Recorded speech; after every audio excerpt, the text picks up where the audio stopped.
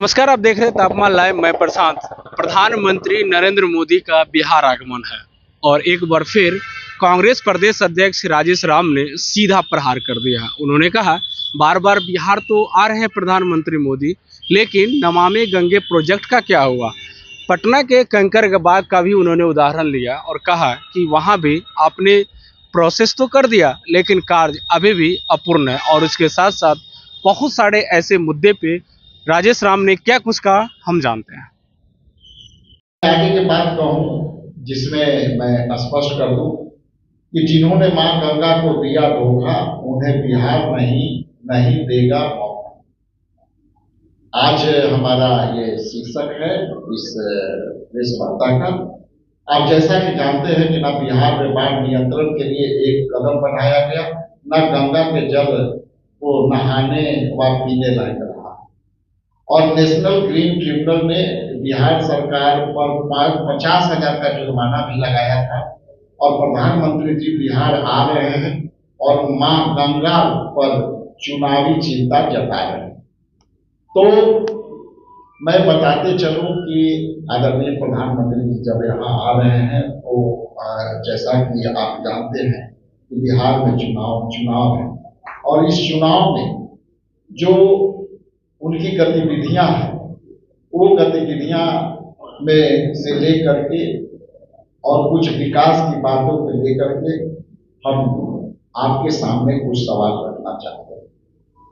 हाल ही में राष्ट्रीय हरित अधिकार एनजीटी ने गंगा नदी को स्वच्छता को प्रदूषित नियंत्रण से जुड़े मामले में बिहार सरकार को गंभीर लापरवाही के लिए 50,000 रुपये का जुर्माना लगाया।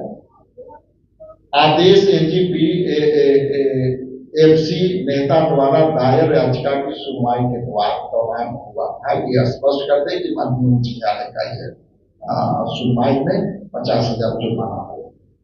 और बिहार राज्य में गंगा और उसकी सहायक नदियां के लिए बनाए गए एसटीपीएस सीवरेज और ट्रीटमेंट प्लांट की कुल संख्या 13 है, जिनमें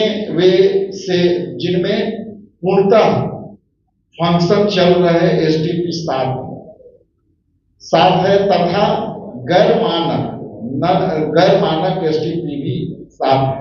यानी सभी 7 फंक्शन एसटीपी एफसी मामलों पर फेल है। जैसा कि आप जानते हैं कि फीकल जो है वो फीकल कोलिफॉर्म एफसी बैक्टीरिया की मात्रा अधिक होने का अर्थ है कि उसमें मानव और पशुओं के मलमूत्र को मात्रा इतनी ज्यादा है कि एनजीटी ने कहा कि पीना तो दूर यह नहाने लायक भी।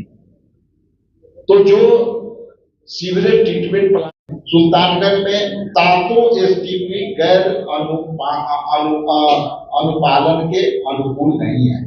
तो ये मोटे मोटे तौर पर आपके बीच में मेरा ये माननीय प्रधानमंत्री जी से सवाल था कि जो सीवरेज ट्रीटमेंट प्लांट के आप उद्घाटन करने आ रहे हैं वो आपकी मानक पर नहीं है, और ये यदि मानक पर नहीं है तो हम लोग इसको सीधे तौर पर जो आपका एफसी फिल्म जो है उसको आपको अवैध माना है, क्योंकि ये रिपोर्ट हमारी ये बतलाती है कि ये जो सीवरेज प्लांट है वो बिल्कुल अवैध है।